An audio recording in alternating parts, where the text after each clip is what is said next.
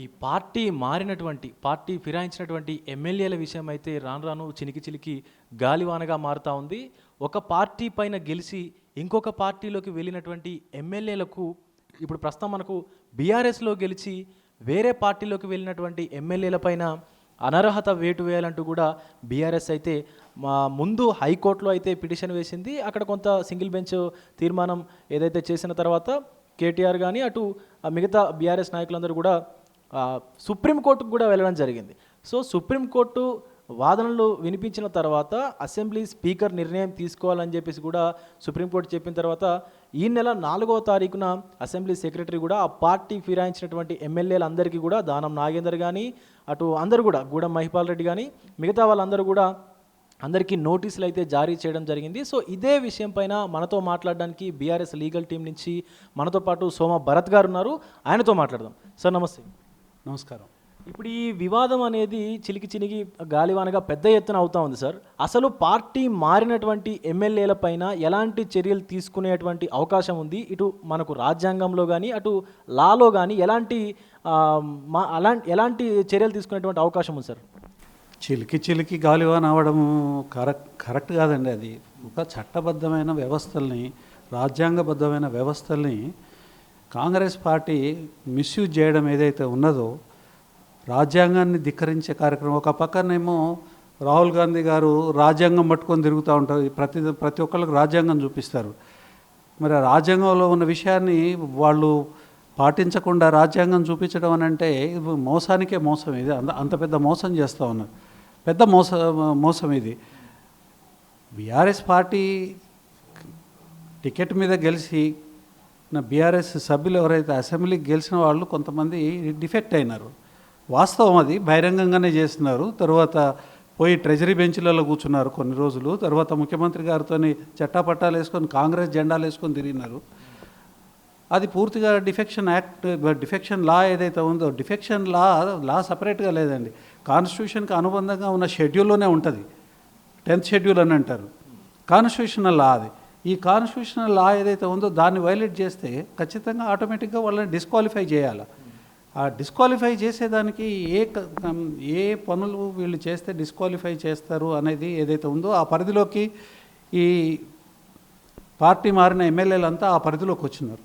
దాని మీద BRS party speaker గారికి ఒక పిటిషన్ పెట్టినారు. వీళ్ళని డిస్క్వాలిఫై చేయండి, వీళ్ళు మా పార్టీ నుంచి గెలిచినారు, కాంగ్రెస్ పార్టీలో చేరినారు కాబట్టి వీళ్ళని డిస్క్వాలిఫై చేయమని చెప్పి. అయితే పిటిషన్స్ తీసుకొని స్పీకర్ గారు దాని మీద యాక్షన్ తీసుకోలేదు. కానిస్టేబుల్ టైం వెయిట్ చేస్తున్నాం. ఇప్పుడు స్పీకర్కి 2 ఉంటాయండి.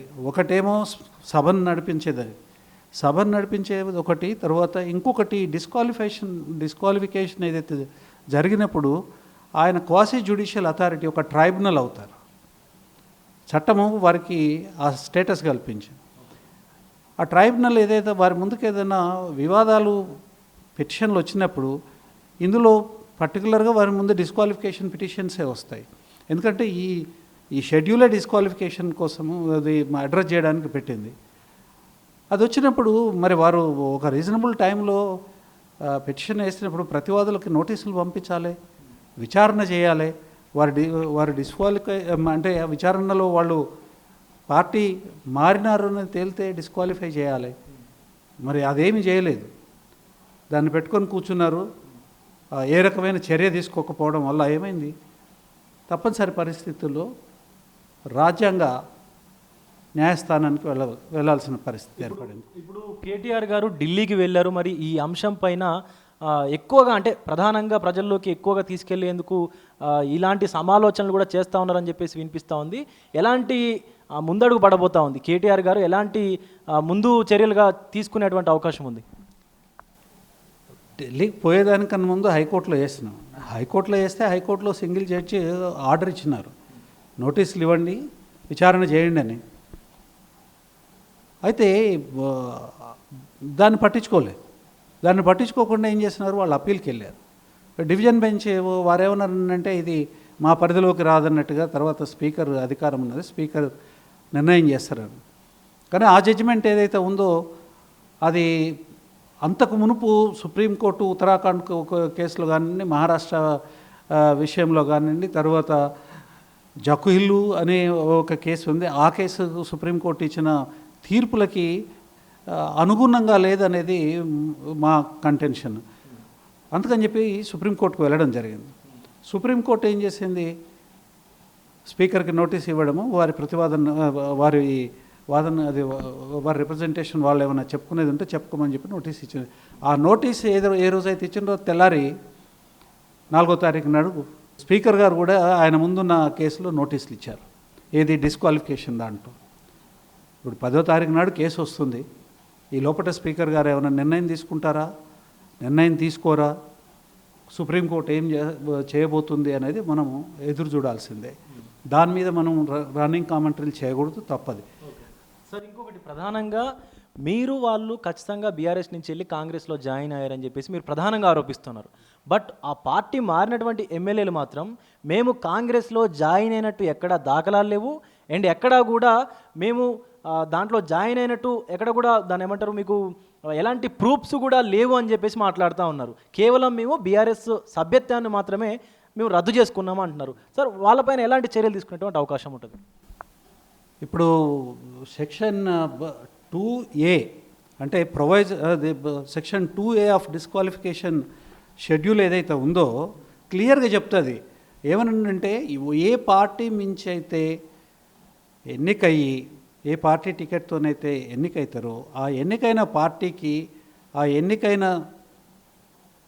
సభ్యులు వాళ్ళ సభ్యత్వాన్ని రద్దు చేసుకుంటే అతను ఎమ్మెల్యేగా ఎన్నికైంది కాబట్టి ఆ ఎమ్మెల్యేగా ఉండేదానికి అర్హుడు కాదు, ఆయన డిస్క్వాలిఫై అయిపోతాడు, ఉండేదానికి వీళ్ళేది ఎమ్మెల్యేగా డిస్క్వాలిఫై అయిపోతాడు అనేది చట్టం చాలా స్పష్టంగా చెప్తా ఉంది. అంటే పార్టీ మారడమే కాదు, జస్ట్ ఉన్నటువంటి పార్టీ ఏదైతే గెలిచిన పార్టీ ఉందో ఆ గెలిచిన పార్టీ సభ్యత్వానికి దాన్ని ఏమంటారు రద్దు చేసుకున్నా కూడా, సభ్యత్వాన్ని రద్దు చేసుకున్నా కూడా డిస్క్వాలిఫై అయిపోతారా? ఖచ్చితంగా డిస్క్వాలిఫై అయిపోతారు. ఇది కాన్స్టిట్యూషన్ ఆఫ్ ఇండియా, ఇది 10th షెడ్యూల్. ఈ 10th షెడ్యూల్లో సెక్షన్ సబ్సెక్షన్ ఏముంది, if he has voluntarily given up his membership of such party political party, ఎందుకు subject to the provisions of 4 and 5 a member of the house belong to any political party shall be disqualified for being a member of house if he has voluntarily given up his membership of such political party. గెలిచిన ఏ party నుంచి గెలిచిన MLA అయిన తర్వాత ఆ party మెంబర్షిప్కి కనుక అతను వదులుకుంటే ఆటోమేటిక్గా అతను ఎమ్మెల్యేగా డిస్క్వాలిఫై అయిపోతాడు, ఎమ్మెల్యేగా కొనసాగడానికి హక్కు లేదు. ఇది చట్టం చెప్పిందండి, ఇది ఎవరో మనం చెప్పే విషయం కాదు, ఇది రాజ్యాంగం చెప్పింది ఇది. కాబట్టి ఇది స్పీకర్ గారు దీన్ని టేకప్ చేస్తే దీన్ని ఫాలో కావాల్సిందే, రాజ్యాంగాన్ని ఫాలో కావాల్సిందే, వేరే ఇంకొక మార్గం లేదు. రాజ్యాంగాన్ని ఫాలో అయితే సెక్షన్ 2A ఏదైతే ఉందో దాన్ని ఫాలో కావాల్సిందే. దాని పర్యవసానం ఏమవుతుందో ఆ పర్యవసానాన్ని స్పీకర్ గారు ప్రకటించాల్సిందే. అంత అన్ఈక్వల్ టర్మ్స్లో అంత క్లియర్గా ఉంది రాజ్యాంగంలో.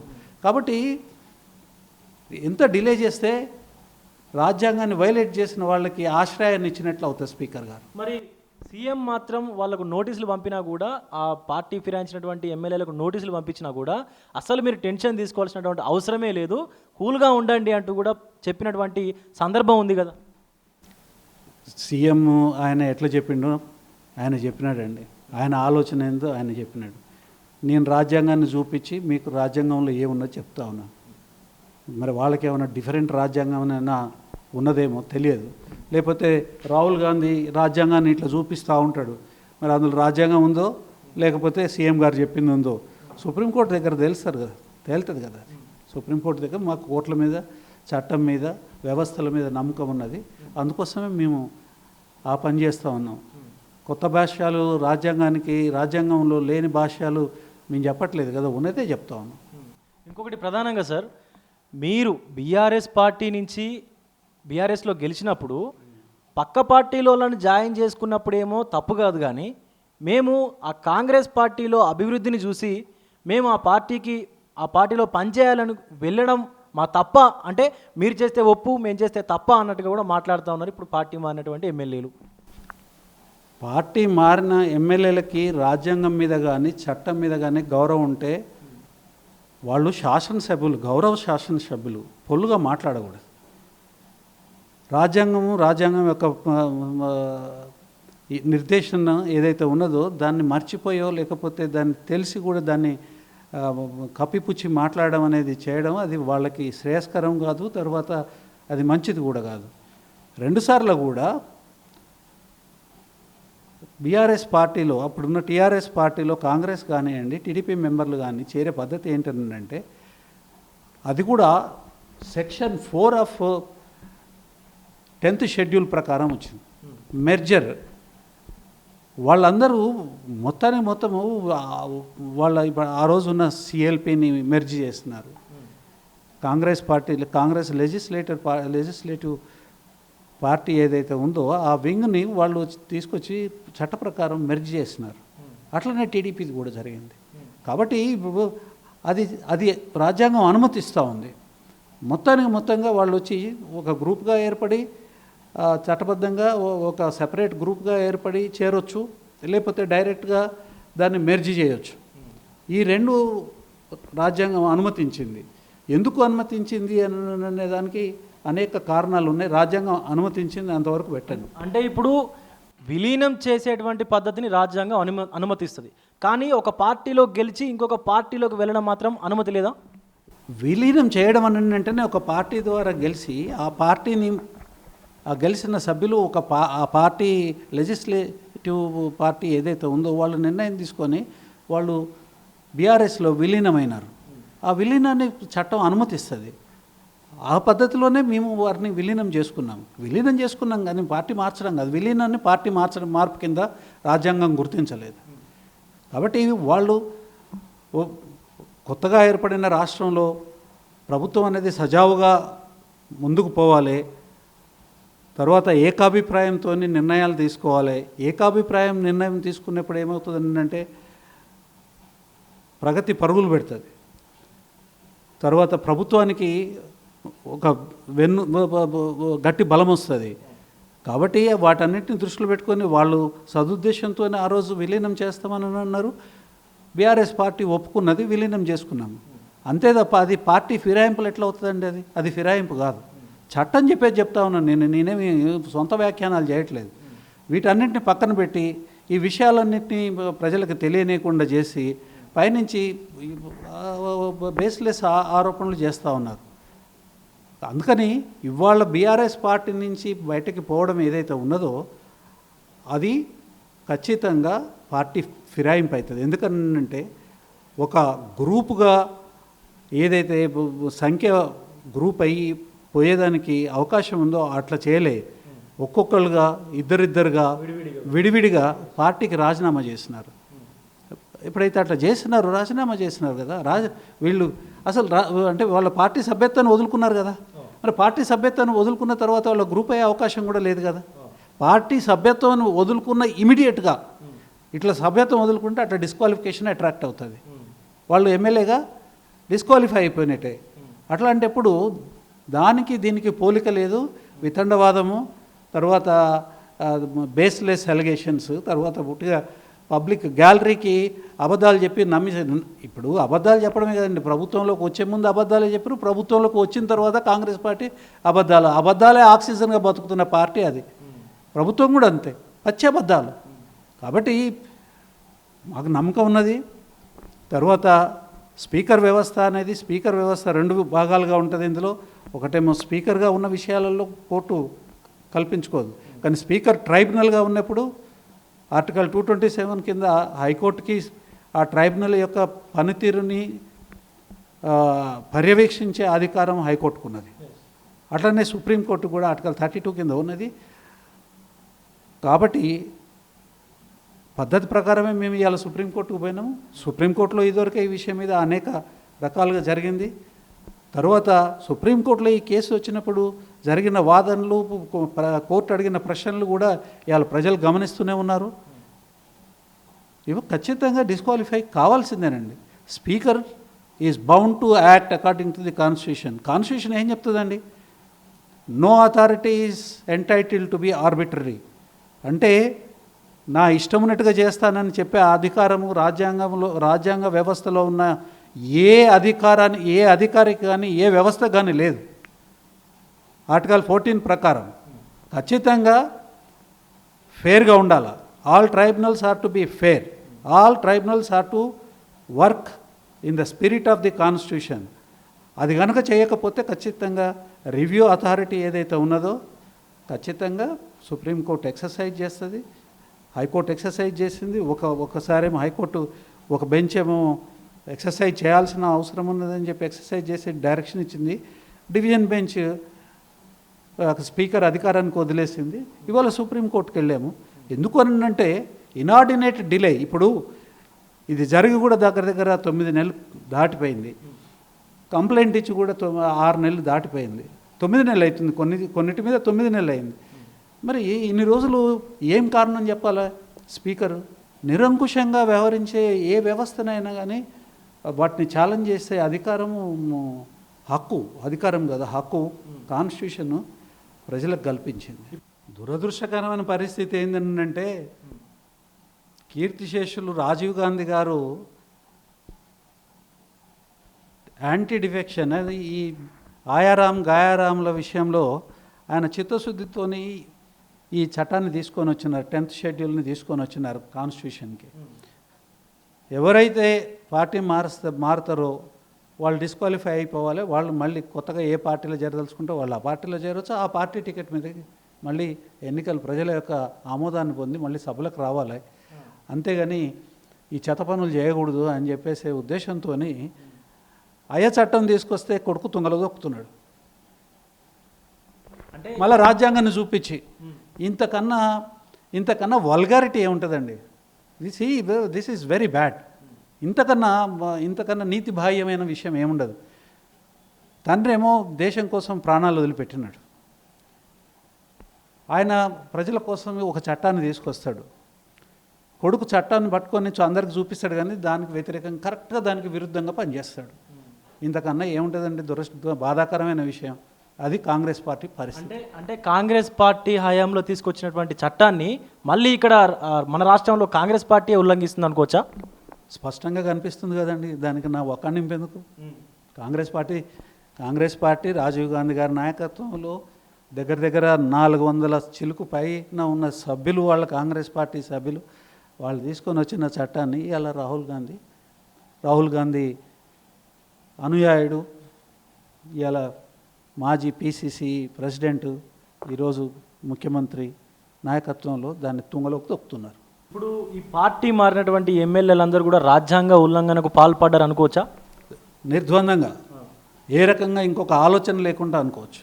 ఎందుకంటే వాళ్ళు ఎన్నికైన పార్టీకి ఎప్పుడైతే సభ్యత్వం వదులుకున్నారో ఖచ్చితంగా వాళ్ళు రాజీనామా చేయాలి. ఎమ్మెల్యే పొజిషన్ కూడా వదులుకోకుండా అట్లా కంటిన్యూ అవుతున్నారు. కాబట్టి వారు కంటిన్యూ కావడం రాజ్యాంగ విరుద్ధము. వాళ్ళని కంటిన్యూ అవ్వడానికి అవకాశం కల్పించే వ్యవస్థ ఏదైతే ఉందో అది కూడా రాజ్యాంగ ఉల్లంఘనకు పాల్పడుతుంది. వాళ్ళని ఎంకరేజ్ చేసి వాళ్ళ పార్టీ పక్కన తీసుకొని ఏ పార్టీలో నుంచి గెలిచిన ఆ పార్టీకి వ్యతిరేకంగా వాళ్ళతో మాట్లాడించడం కూడా రాజ్యాంగ స్ఫూర్తికి వ్యతిరేకం. రాజ్యాంగానికి వ్యతిరేకం, రాజ్యాంగ స్ఫూర్తికి కూడా వ్యతిరేకం. ఇది పరిస్థితి. ఈ పార్టీ మారినటువంటి ఎమ్మెల్యేలు ఎవరైతే ఉన్నారో వాళ్ళు పార్టీ సభ్యత్వాన్ని రద్దు చేసుకుంటేనే అసలు ఆ ఎమ్మెల్యే పదవికి అర్హులు కాదంటూ కూడా మనకు కాన్స్టిట్యూషన్ ఆఫ్ ఇండియా అంటే రాజ్యాంగం కూడా చెప్తా ఉంది, భారత రాజ్యాంగం కూడా చెప్తా ఉంది. సెక్షన్ 2A ప్రకారం అంటూ కూడా మనకు సోమ భరత్ గారు చెప్తా ఉన్నారు. ఒకవేళ గనక వాళ్ళ రాజీనామా గనక చేయకపోతే ఎమ్మెల్యే పదవికి ఖచ్చితంగా వాళ్ళు రాజ్యాంగ ఉల్లంఘనకు పాల్పడినట్లే అని కూడా ఆయన చెప్తున్నటువంటి పరిస్థితి అయితే ఉంది. ఒకవేళ కనుక ఖచ్చితంగా ఈ 10వ తారీఖున సుప్రీంకోర్టు తీర్పు మేరకు ఈ స్పీకర్ కనుక తెలంగాణ అసెంబ్లీ స్పీకర్ కనుక నిర్ణయం తీసుకుంటే, రాజ్యాంగపరంగా నిర్ణయం తీసుకుంటే ఖచ్చితంగా తెలంగాణలో ఉప ఎన్నికలు ఖచ్చితంగా వస్తాయి అన్నట్టుగా కూడా మాట్లాడుతున్న పరిస్థితి కనిపిస్తూ ఉంది. కెమెరామెన్ అజర్తో విజయ్, తొలి వెలుగు. ప్రపంచంలో ఏ మూల ఏ క్షణం ఏం జరుగుతుందో వేగంగా తెలుసుకోవడానికి తొలి వెలుగు వాట్సాప్ ఛానల్ని ఫాలో చేయండి.